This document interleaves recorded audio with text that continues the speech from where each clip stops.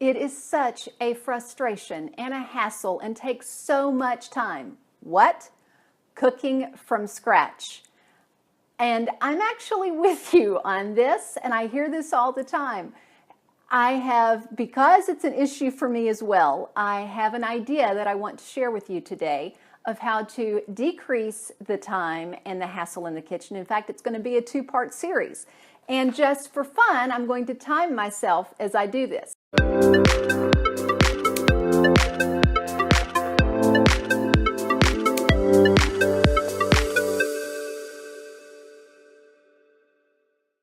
Welcome. I'm Sheri with ViREO Life, author of Go Forward 28 Days to Eat, Move, and Enjoy Life God's Way.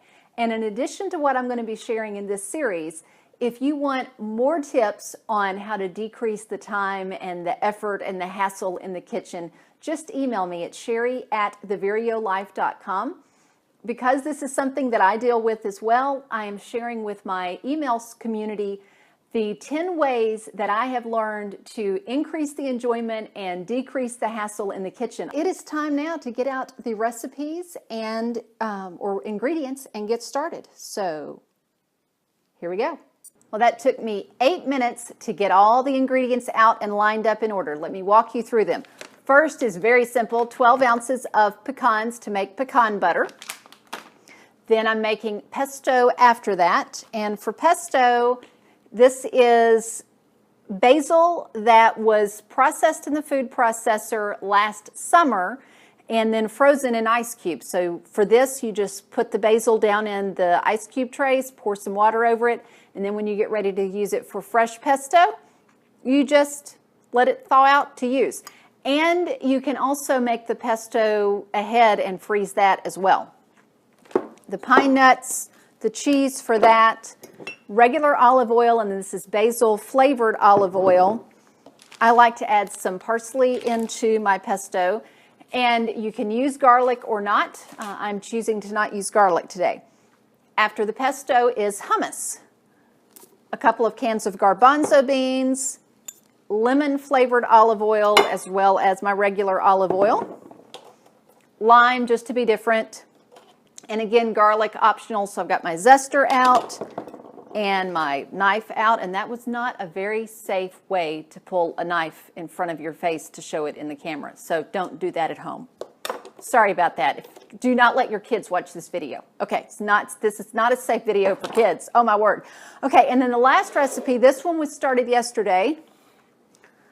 See if I can show you this without making a mess. This is quinoa that has been soaking in the refrigerator for about 24 hours now. You want it to soak for 4 hours, 8 hours as a minimum. And for that, it's for quinoa flatbread, salt, and baking powder, and then some oil to put on the pan when I make that. So now it is time to get started with a lot of loud noise. First ingredient, and I need to start my timer again because I didn't want to time the talking. Okay, this is really simple. Okay, making it simple. Ripping the bag open may not be so simple. There we go. Now, I have timed this before, so I'm not going to bore you with it. This does take a full 3 minutes.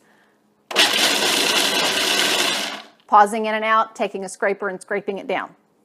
The pecan butter is made, and while that was pureeing, I guess is the best way to describe that. I'm not real good at these terms. I have gotten the quinoa drained and the lime almost zested for the hummus. So now time to store the pecan butter.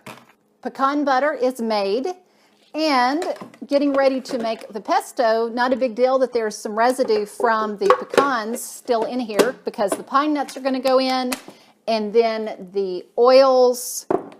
After everything is blended, then we're going to add the basil and the parsley last. That way it doesn't change color as much and still has a little more freshness.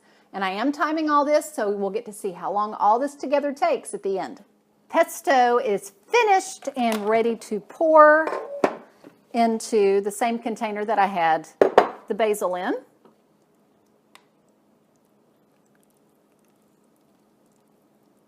time to make the hummus. From the pesto recipe, I did leave a dollop of the pesto in there. Actually, it's a pretty big dollop, more like a good-sized spoonful, because I like that flavor in my hummus. Garbanzo beans, lime juice, and oil. Of course, you can add garlic if you want garlic in there as well. The hummus is now made, and it has the basil and lime, which is actually really good together. So that's ready to go in the container that I had zested the lime zest into.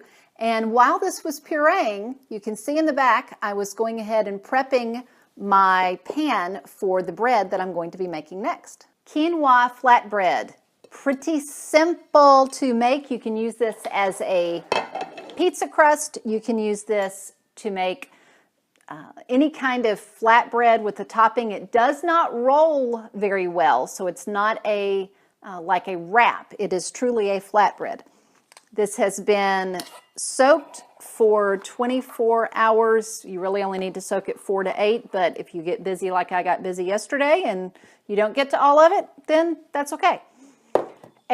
Just shy of a cup, and this is enough to make 2 batches because I'm only going to clean this food processor once, so I want to make 2 batches, one for now and one for next week. Then a teaspoon of baking powder. A generous,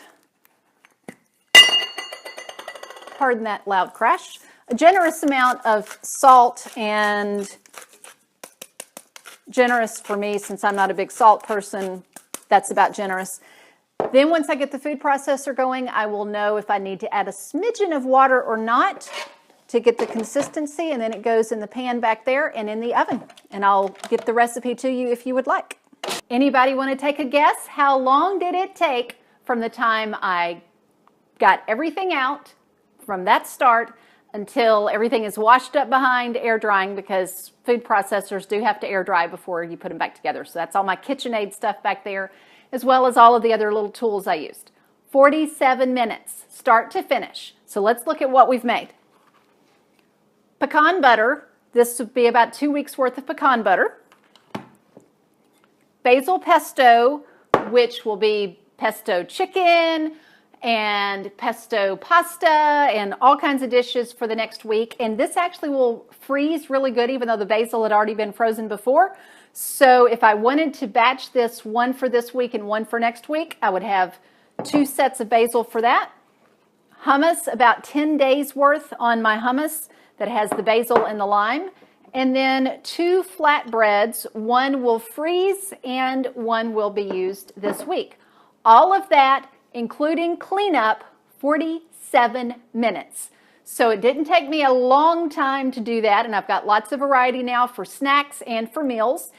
And that also means that there was less hassle and less frustration, and that's what it's all about, to get us in the kitchen cooking healthy from scratch. Thanks so much for watching. Remember to subscribe so you can be the first to receive these videos. And until next time, find your path and fulfill your potential.